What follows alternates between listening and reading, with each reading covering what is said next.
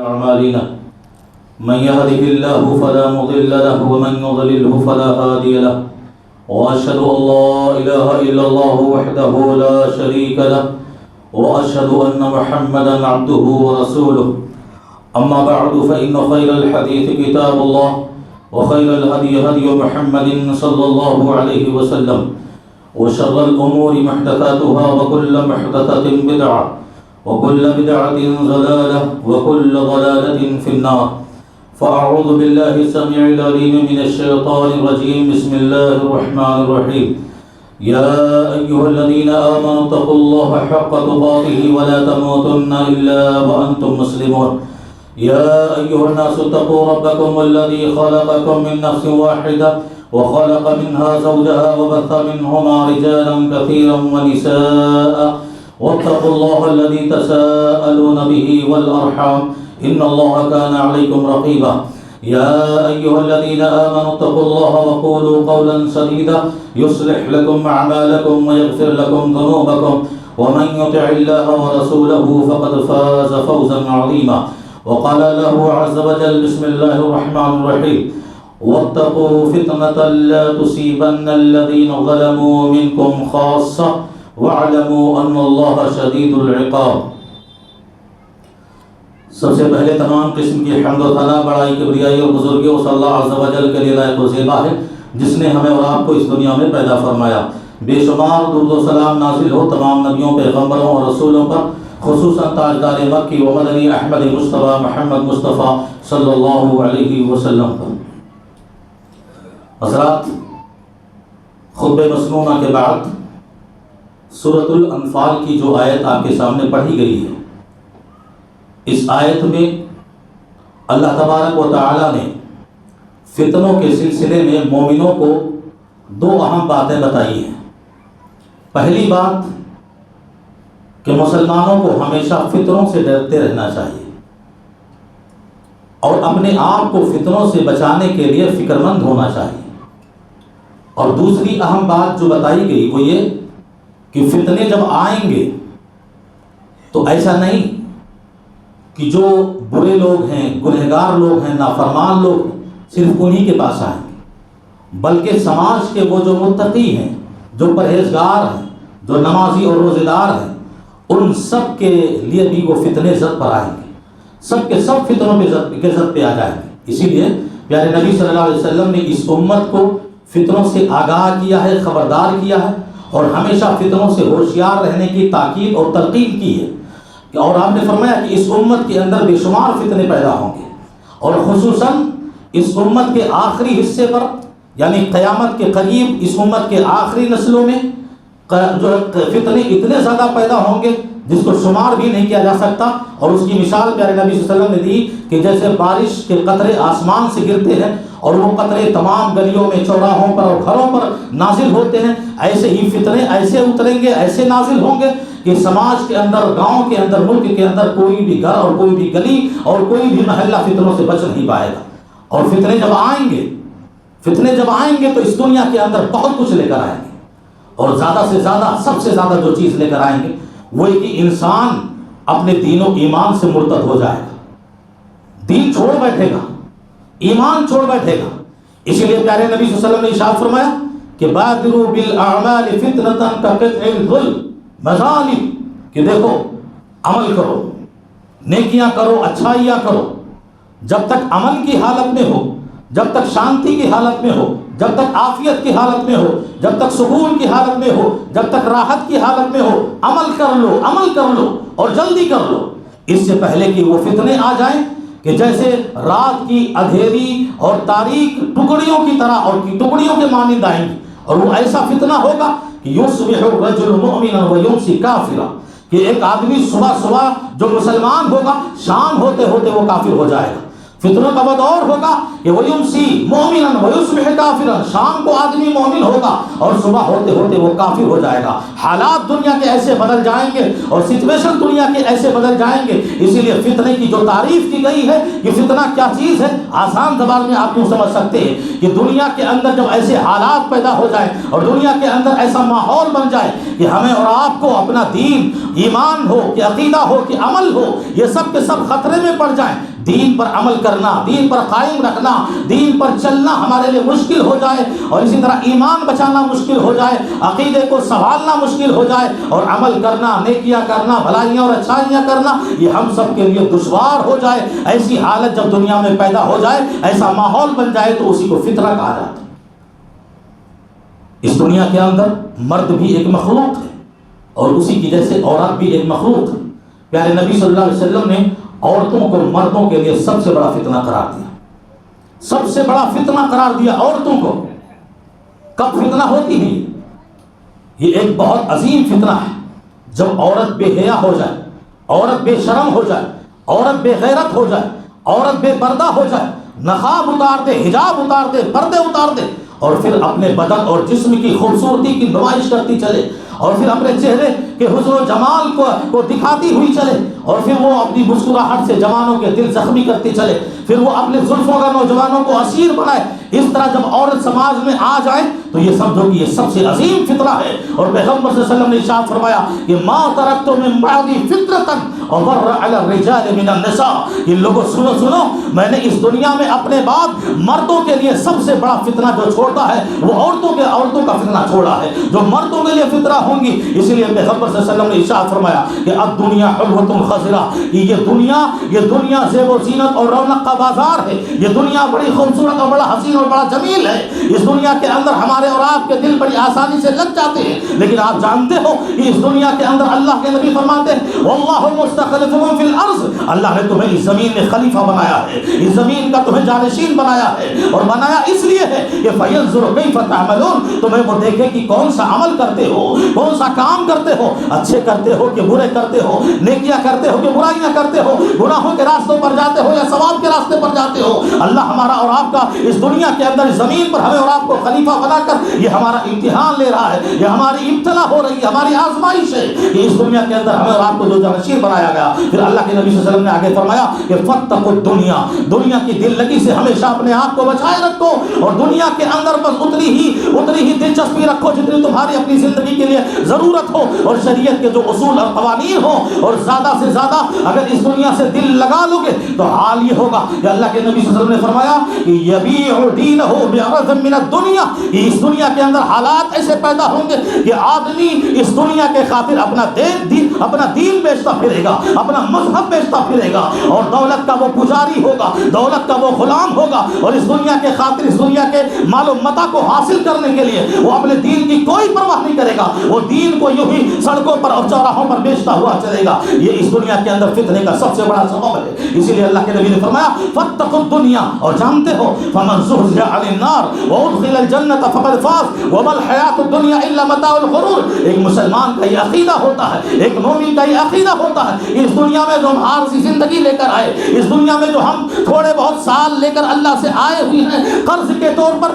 یہ زندگی اس کی امانت ہے، اور ایک دن ہمیں اور آپ کو اس دنیا سے رخصت ہونا ہے اور چھوڑنا ہے. اللہ کے نبی نے، اللہ رب العزت نے فرمایا فمن زحزح عن النار. مقصد زندگی یہ ہے کہ تمہیں جو ہے دوزخ سے اور تمہیں جہنم سے آزادی مل جائے اور جنت میں داخل ہو جاؤ. اور لوگوں سنو وما الحیاۃ الدنیا الا متاع الغرور. میرے بندو یہ دنیا تو فقط ایک دھوکہ ہے، ایک فریب ہے. اسی لیے اللہ کے نبی نے فرمایا فاتقوا الدنیا. اور پھر آخر کے حدیث میں فرمایا، حدیث کے اخیر میں یہ فاتقوا النساء فإن أول فتنة من بني اسرائیل. عورتوں کی فتنوں سے ہمیشہ اپنے آپ کو بچائے رکھو، جیسے دنیا سے بچاتے ہو ایسے عورتوں کے فتنے سے بچائے رکھو.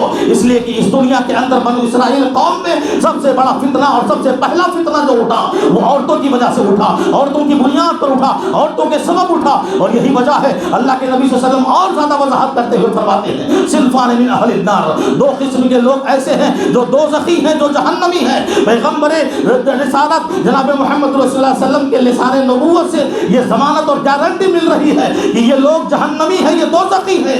دو قسم کے لوگ اس دنیا کے اندر ہیں، لیکن اللہ کے نبی فرما رہے ہیں کہ میں نے انہیں نہیں دیکھا ہے، میری آنکھوں نے ان دو قسم کے لوگوں کو نہیں دیکھا ہے جو دوزخی ہیں. مطلب مقصد یہ تھا آپ کے ارشاد کا کہ میرے چلے جانے کے بعد آخر کے آخری نسلوں میں اور قیامت کے بالکل قریب ایسے لوگ پیدا ہوں گے جو جہنمی ہوں گے، دوزخی ہوں گے۔ ان دو قسم کے لوگوں میں سے اللہ کے نبی صلی اللہ علیہ وسلم نے ایک قسم کو جو بیان کیا، غاشیات عاریات مائلات ممیلات، ایسی عورتیں جنم لیں گی اور ایسی عورتیں پیدا ہوں گی جو کپڑے پہن کر بھی ننگی لگیں گی، اتنا چست کپڑا، اتنا ٹائٹ کپڑا، اتنا شارٹ کپڑا پہنیں گی کہ ان کے جسم کے نشیب و فراز ظاہر ہوں گے، ان کے جسم کے اتار چڑھاؤ ظاہر ہوں گے، ان کے جسم کے سارے اعضاء ظاہر ہوں گے، اور وہ مردوں کے لیے ایک فتنہ بن کر نکلیں گی۔ اللہ کے نبی فرماتے ہیں مائلات ممیلات، وہ خود مردوں کو اپنی جانب مائل کریں گی اور خود اپنا مردوں کی جانب مائل ہوں گی۔ اللہ کے نبی فرماتے ہیں لم يدخلن جنہ، یہ جنت میں کبھی بھی داخل نہیں ہوگی،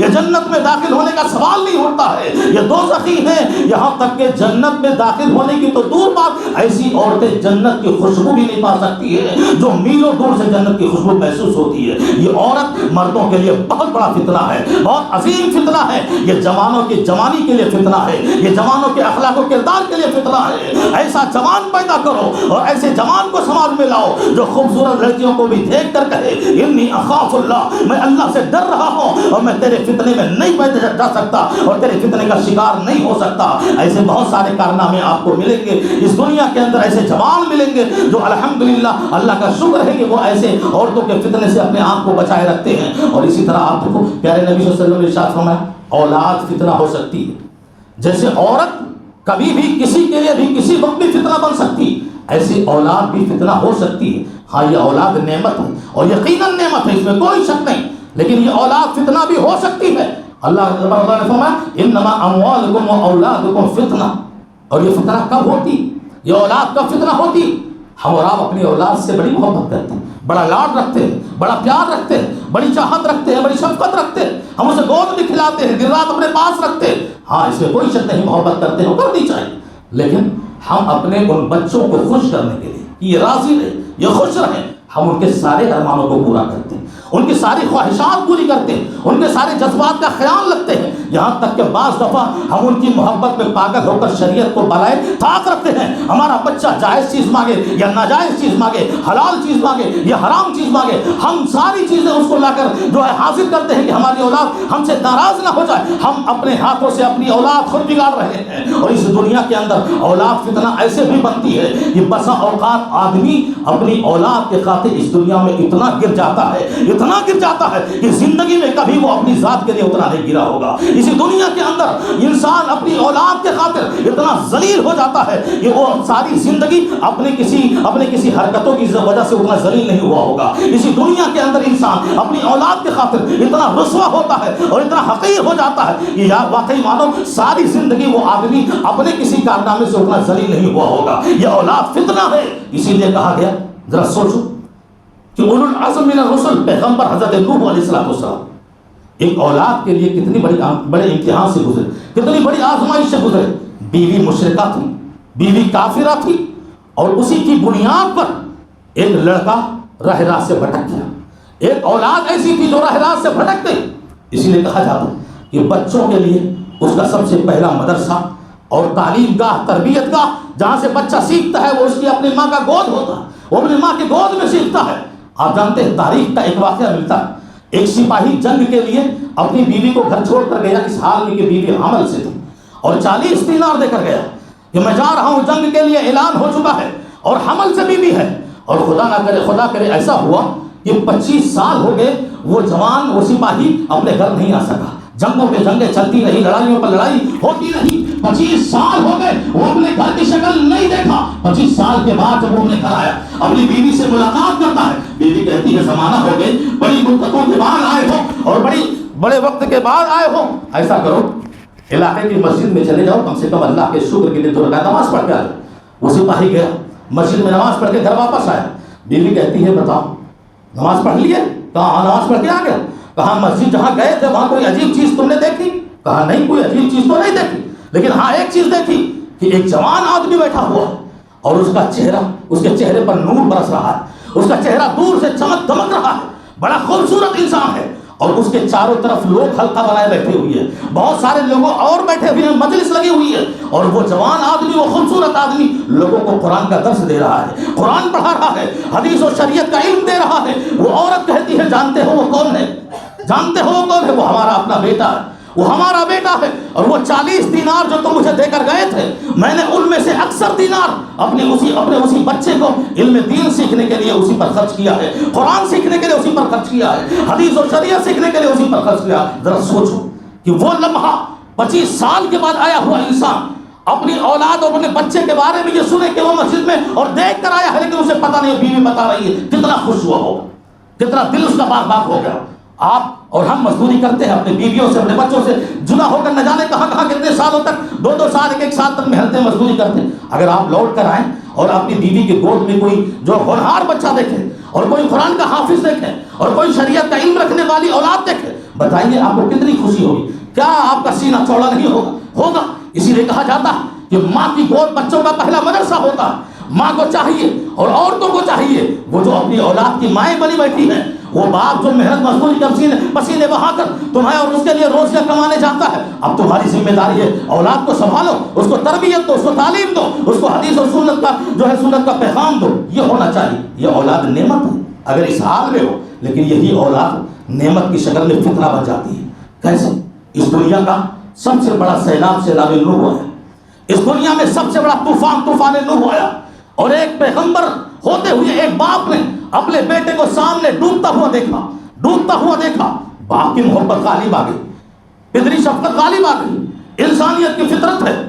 آپ ذرا سوچو کہ آپ کوئی باپ ہو اور اس کی آنکھوں کے سامنے اس کی اولاد اگر اللہ کے عذاب کا شکار ہو رہی ہو, باپ کا کلیجہ نہیں پھٹے گا. آج کے معاشرے میں دیکھ لو, کوئی باپ اپنی اولاد کو شراب پیتا ہوا رات کے 2 بجے اپنے گھروں میں آتا ہوا دیکھے, بتاؤ کیا اس کا کلیجہ نہیں پھٹے گا؟ کوئی باپ اپنی اولاد کو بگڑتا ہوا دیکھے, شراب جو ہے نشہ خوری کرتا ہوا دیکھے, کیا اس کا کلیجہ نہیں پھٹے گا؟ کوئی باپ اپنی اولاد کو اپنی زندگی میں اپنے سامنے برباد ہوتا ہوا دیکھے, جو دنیا کے حساب سے بھی اور آخرت کے حساب سے بھی, کون سا باپ ہوگا جس کا کلیجہ نہیں پھٹے گا؟ کون سا باپ ہوگا جو اپنی بگڑی اولاد کو دیکھ کر اور وہ تڑپ نہ جائے اور اس کا دل تڑپ نہ اٹھے؟ نوح تو پیغمبر تھے, لیکن تھے انسان. باپ کی محبت غالب آ گئی, فوراً کہا, اللہ سے دعا کی, اللہ سے سفارش کی, اللہ کا پیغام آیا, آسمان سے وحی نازل ہوئی. اے نوح, کس کی بات کر رہے ہو؟ ارے کس کی صفات کر رہے ہو اور کس کی سفارش کر رہے ہو؟ کس کے سلسلے میں مجھ سے بات کرنا چاہتے ہو؟ کس کی طرفداری کر رہے ہو؟ انہو لیس من اہلک. اے نوح سنو, تم اسے اپنا فیملی ممبر مت کہو, وہ اولاد تمہارا فیملی ممبر نہیں ہے. انہو عمل غیر صالح, اس کا عمل غیر صالح ہے, وہ مشرک ہے, اس کا عقیدہ شرک پہ ہے. اس لیے انی اعظک ان تکون من الجاہلین. اے نوح, نادانوں کی باتیں مت کرو, نادانوں کی طرح باتیں مت کرو. ذرا سوچو, ایک پیغمبر کو ایک اولاد کے قاتل جو نافرمان تھا, جو گنہگار تھا, جو مشرک تھا, اس اولاد کے قاتل ایک پیغمبر کو آسمان سے آنے والی وحی نے اتنے سخت لہجے میں خطاب کیا کہ انی اعظک ان تکون من الجاہلین, کہ اے نوح نادانوں سی باتیں مت کرو. تو یہ اولاد بھی ہمارے اور آپ کے لیے فتنہ بنتی ہے اور بن سکتی ہے جہاں نعمت ہے.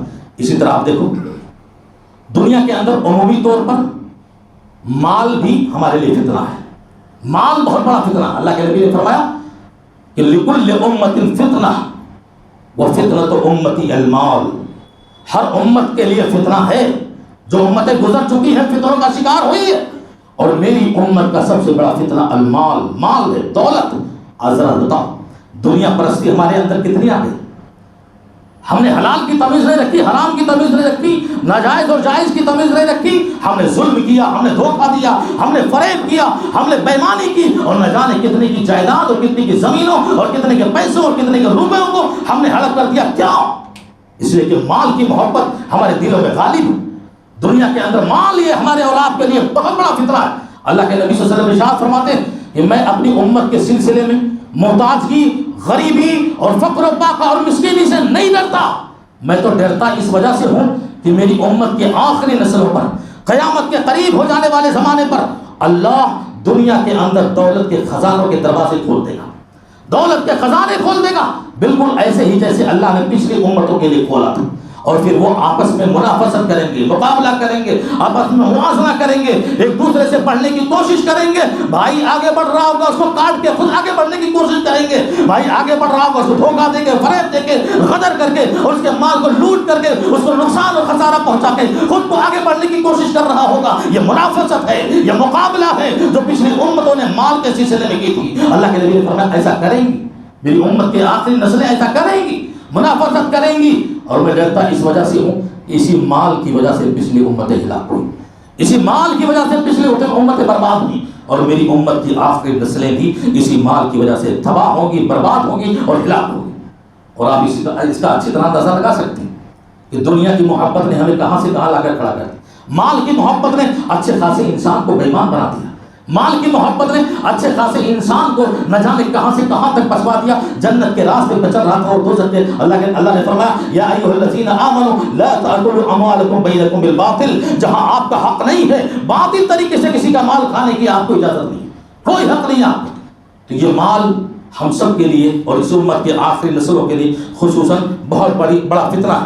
اسی کے ساتھ اللہ تبارک و تعالیٰ نے کیا فرمایا، دیکھو مال ہوا، اولاد ہوئی، عورت ہوئی، یہ تینوں ہماری زندگی کے اندر لازمی شے ہیں اور چیزیں ہیں جو بہت بڑی نعمت ہے، اس کا انکار نہیں کیا جا سکتا، بہت بڑی نعمت ہے.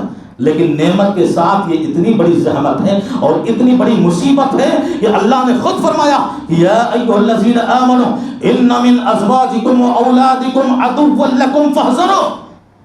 اللہ نے خطاب کیا کس کو؟ مومنوں کو. اے وہ لوگوں جو ایمان لائے ہو، تم میں سے بعض کی بعض بیویاں اور بعض میں سے بعض کی اولاد فعدوا لکم، تمہارے دشمن ہیں. اللہ، بیویوں کو دشمن قرار دیا گیا، اولاد کو دشمن اللہ قرار دے رہا کہ تمہاری بیویاں بعض اولاد تمہارے دشمن ہیں. فاحذروا، ہمیشہ ان سے اپنے آپ کو ہوشیار رکھو، ہمیشہ اپنے آپ کو ان سے خبردار رکھو. ان کی وجہ سے تمہاری آخرت برباد نہ ہونے پائے اور ان کی وجہ سے تمہارے دین اور ایمان پر کوئی آنچ نہ آنے پائے. یہ تمہارے دشمن ہے. اللہ، یہ سارے کے سارے فتنے یہ تو ہماری زندگی کے اندر عموماً آتے ہیں. اس امت کے مستقبل اور فیوچر کا جو فتنہ ہے، اس امت کے فیوچر کا جو فتنہ ہے، اللہ کے نبی صلی اللہ علیہ وسلم نے ارشاد فرمایا کہ لا تقوم الساعہ، قیامت اس وقت تک نہیں آئے گی حتی یقبض العلم، جب تک کہ علم اٹھا نہ لیا جائے. علم اٹھا لے جانے کا مطلب دنیا میں جو علماء اچھے ہیں، دنیا میں جو دین اور شریعت کی جانکاری رکھنے والے عالم دین ہیں، وہ دھیرے دھیرے آہستہ آہستہ اٹھا لیے جائیں گے اور ان کے ذریعہ علم بھی اٹھ جائے گا. یہ قیامت کی بڑی نشانی ہے. اور پھر آپ نے فرمایا قیامت قائم نہیں ہوگی تکثر الزلازل، جب تک زلزلے کثرت سے نہ پیدا ہو رہے. کتنی خبریں آتی ہیں، کتنے ملکوں سے میسج آتے ہیں، آج یہاں ہلکا سا جھٹکا لگا، یہاں وہاں زلزلہ آیا. یہ کثرت سے زلزلے یہ قیامت کے قریب ہو جانے کی بہت عظیم نشانی ہے. اور تقارب زمان، جب زمانہ قریب آ جائے گا یعنی وقت کے اندر سے برکت ختم ہو جائے. آج کیسے برکت ختم ہوئی معلوم؟ ایک جمعہ ختم ہوتا ہے دوسرا جمعہ آ کے پہنچ جاتا ہے. اللہ کے نبی صلی اللہ علیہ وسلم نے فرمایا کہ وقت کی برکت ایسی ختم ہوگی کہ سال مہینوں کے برابر، مہینے ہفتوں کے برابر، اور ہفتے دنوں کے برابر، دن گھنٹوں کے برابر، اور گھنٹے منٹ کے برابر، منٹ سیکنڈوں کے برابر. ایسے لمحات زندگی کو گزر جائیں گے کہ آپ کو پتہ نہیں چلے گا کہ مہینہ کب گزرا اور سال کب گزرا. یہ قیامت کی بہت بڑی نشانی ہے، تقارب زمان.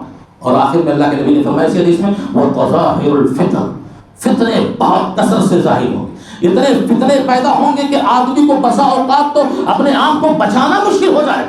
سماج میں رہتے ہو، روڈ پر چلتے ہو، سڑکوں پر چلتے ہو، بتاؤ کتنے ایسے فتنے ہیں جس سے ہم اور آپ بھی نہیں بچ پائیں گے. وہ ڈی جے ہیں، وہ گانے ہیں، وہ موسیقی ہے، اور وہ گندے مناظر ہیں، وہ گندے سینس ہیں. ایسے ایسے ہماری آنکھوں کے سامنے آتے ہیں کہ ان فتنوں سے اپنے آپ کو بچانا اس وقت بہت بڑا جہاد ہے. اپنے نفس سے جہاد ہے. ایسے فتنے اس دنیا میں پیدا ہو چکے. اور کچھ فتنے تو ایسے تھے جو پرانے زمانے کے تھے، پہلے بھی وہ فتنے تھے، لیکن آج وہ فتنے ترقی کر رہے ہیں. آج وہ فتنے ترقی کر رہے ہیں. پہلے مرتد لوگ کم ہوتے تھے، آج مرتد لوگ زیادہ ہو رہے ہیں. پہلے دین چھوڑنے والوں کی تعداد کم تھی، آج دین چھوڑنے والوں کی تعداد زیادہ ہو گئی.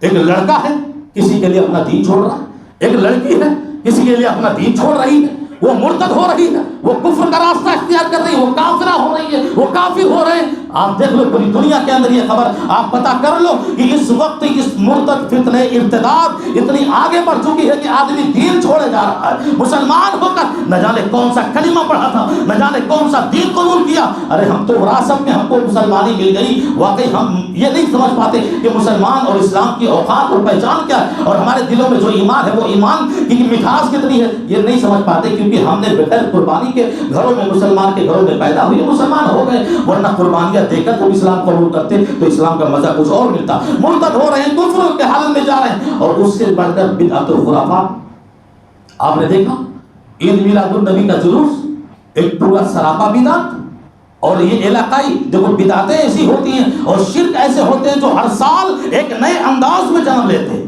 یہ فطرت ہے شرک کی اور بدعت کی کہ جتنا شرک کرو گے، جتنا بدعت و خرافات کرو گے، ہر سال بدعتوں میں اضافہ ہوتا جائے گا، ہر سال اس میں ایک نیا جشن ملے گا اور ایک نیا اصول ملے گا۔ آپ دیکھیں گے اس وقت جو سنا گیا کہ عید میلاد النبی کے جلوس کے موقع پر جیسے عید الاضحیٰ اور جو ہے عید الفطر میں ہم لوگ عیدگاہ جا کر نماز 2 رکعت پڑھتے ہیں، اب یہ عید میلاد النبی منانے کے لیے میدان میں جا کر باقاعدہ 2 رکعت نماز بھی پڑھنے لگے۔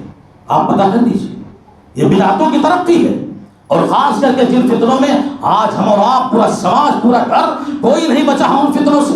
چند ایک فتنے میں آپ کو بیان کرتا ہوں، دیکھو ڈرگس کا فتنہ، جوانی کے لیے فتنہ، ڈرگس، نشہ، منشیات، گلیوں میں، سڑکوں پر، روڈوں پر، رات کے اندھیروں میں، رات کی تاریکیوں میں کوئی ڈرگس لے رہا ہے، کوئی سگریٹ پی رہا ہے، کوئی نشہ آور چیز استعمال کر رہا ہے، پوچھو کون؟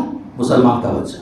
90% مسلم بچے آج اتنے گمراہ ہو گئے کہ اپنی گمراہی سے اپنا گھر بھی برباد کر رہے ہیں، خاندان کو بھی کی توہین کر رہے ہیں، بے عزتی کر رہے ہیں، باقاعدہ ڈرگس لے کر اپنی جوانی اور اپنے جسم کی صحت کو بھی برباد کر رہے ہیں۔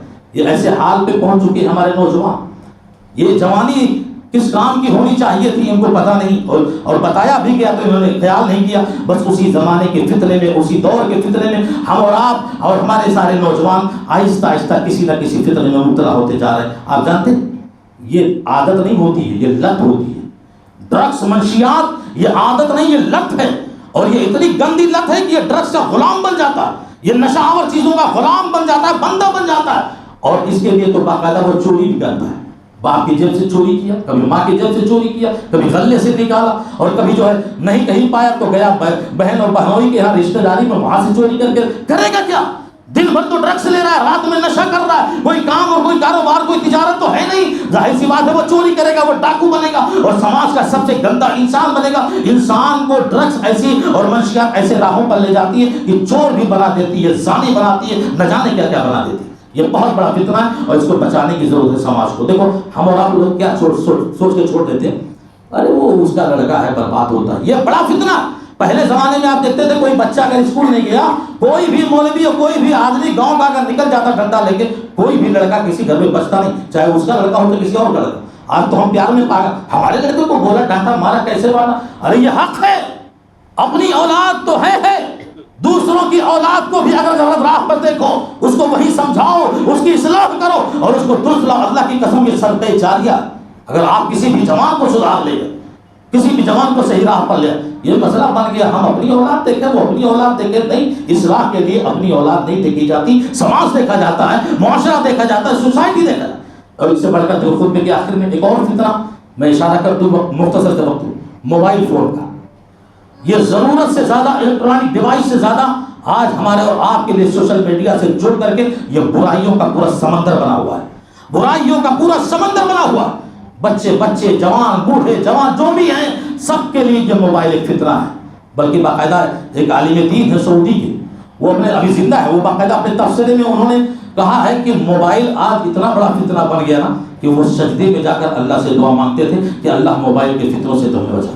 ذرا سوچو ہم اور آپ ہیں کتنے ہیں تنہائیوں میں جا کر فلمیں نہیں دیکھتے، کتنے ہیں جو ہم گندی تصویریں نہیں دیکھتے، کتنے ہم اور آپ ہیں جو گندے مناظر نہیں دیکھتے۔ یہ وہ تنہائیاں جو اللہ کا خوف اور اللہ کا ڈر پیدا کرنے والی تھی، جو نمازیں پڑھنے والی تھی، قرآن پڑھنے، سارے خالی اوقات کو ہم سے چھین کر اسی موبائل فون نے اپنے حق میں لے لیا اور ہم اسی میں مبتلا ہو گئے، اسی میں مصروف ہو گئے۔ اور آپ قرآن پکڑاؤ تو بچہ روتا ہے، موبائل پکڑاؤ تو خوش ہو جاتا ہے۔ ہمارا یہ آج کل فتنہ بن چکا پورا موبائل۔ آپ ذرا دیکھو، آپ سوچ رہے ہیں نا کہ میرا بیٹا میری بیٹی ایک کمرے میں اکیلے ہیں، اکیلے نہیں ہے، اسی موبائل سے پوری دنیا سے جڑی ہوئی ہے، رابطے میں ہے، کانٹیکٹ میں ہے. وہ واٹس ایپ ہو، فیس بک ہو، آپ اسے اکیلا سمجھ رہے ہو اور سمجھ رہے ہو کہ وہ بڑی اچھی حالت میں ہے، کچھ کر رہی ہوگی. پتہ یہ چل رہا ہے کہ وہ کسی اور سے کانٹیکٹ کر رہی ہے اور کر رہا ہے، پورے سماج کو برباد کر رہا ہے، پورے معاشرے کو تباہ کر رہا ہے. یہ موبائل شیطان کا ایک بہت بڑا ٹپا اور ہتھیار ہے. ہاں اس میں خیر بھی ہے، اچھائی بھی ہے، ایسا نہیں کہ ٹوٹلی برائی ہے، لیکن خیر اور شر کی پہچان جب ہمیں آئے تب موبائل فون اس طرح استعمال کریں. خیر کو شر سے الگ کر دینے کی ہمیں تمیز نہ ہو اور طاقت نہ ہو. یہ اسی لیے کہا جاتا ہے موبائل فون اگر اچھے ہاتھ میں ہو تو اس کے لیے اچھا ثابت ہوتا، لیکن اگر گندے ہاتھ میں پہنچ جائے تو اس کے لیے وہ گندا ثابت ہوتا. اسی لیے کہا جاتا ہے دیکھو آپ گانے کی 2 منٹ کی ریلز بناتے ہیں نا فیس بک پہ، ارے کروڑوں اور ملین کے لائک اور سبسکرائب آتے ہیں، اتنا زیادہ فتنوں کا بازار گرم ہے. لیکن آپ دیکھتے ہو کہ قرآن مجید کے پوری دنیا میں مسجدوں میں جو خطبات ہوتے ہیں، جو قرآن کے دروس ہوتے ہیں، ان کو لائک کرنے والا، ان کو وائب کرنے والا، ان کو سبسکرائب کرنے والا کوئی نہیں ملتا ہے. کیوں؟ اس کا مطلب یہ ہے کہ فطروں کا بازار پوری طرح گرم ہو چکا ہے. 2 منٹ کی تنزیہ اور ہنسی مذاق والا ویڈیو اور 2 منٹ کا جو ہے گانا آپ دیکھیں کہ ملیوں کے سبسکرائب پہ جا رہا ہے. ابھی عطیہ اللہ بھائی کتنے سالوں سے 2-3 سالوں سے اتنی محنت کر کے آپ کے سامنے خطبہ بناتے ہیں، اصلاح العلوم میں یا اور کہیں بھی جہاں بھی آپ خطبات کے ویڈیو جو ہے بنتے ہیں، بتائیں ہمیں جمعہ کے خطبے میں کون ہے جو اپنے گھر والوں کو یا اپنے ساتھیوں کو یا اپنے جو ہے احباب کو، عزیز کو اس بات کی طرف ابھارتا ہو کہ ذرا خطبہ سنو، ذرا نصیحت سنو، ذرا درود سنو، علماء کے بیانات سنو، فتنوں سے بچ جاؤ گے اللہ کی قسم. اسی لیے پیارے نبی صلی اللہ علیہ وسلم نے فرمایا کہ اگر ان فتنوں سے بچنا ہے علم حاصل کرو. جب تک دین کا علم تمہارے پاس نہیں ہوگا حق اور باطل کی پہچان نہیں کر سکتے ہو، جھوٹ اور سچ کی تمیز نہیں کر سکتے ہو، ایمانی اور بےمانی کی تمیز نہیں کر سکتے ہو. ضروری ہے، اللہ کے نبی نے فرمایا طلب العلم فریضۃ علی کل مسلم. پیغمبر نے ایسے نہیں کہا کہ جتنے مسلمان ہو ہر کسی مسلمان پر علم دین کا سیکھنا فرض ہے. اس فرض کو کتنوں نے اپنایا ہے، اکثروں نے چھوڑ دیا ہے. اور آج ہمارے اور آپ کے جوانوں کے پاس علم نہیں ہے جس کی بنیاد پر وہ فطروں کی آغوش میں گر رہے ہیں. اللہ رب العزت ہمیں اور آپ کو علم دین سے جڑے رہنے کی اور علماء سے جڑے رہنے کی اور ایسے لوگوں سے جڑے رہنے کی توفیق عطا فرمائے جو ہمیں ان فطروں سے بچائے رکھے اور ہماری آخرت کو کامیاب کر سکے، ہماری دنیا کے اندر شیطانی راہوں سے الہ العالمین بچائے رکھے. اس سے ضروری ہے کہ آپ قرآن سیکھیں اور حدیث سیکھیں اور شریعت اور دین سیکھیں اور علم سیکھیں. اللہ ہم سب کو توفیق عطا فرمائے. آمین. وآخر دعوانا الحمدللہ رب العالمین. خطبے کے آخر میں ایک ضروری اعلان یہ ہے کہ نیپال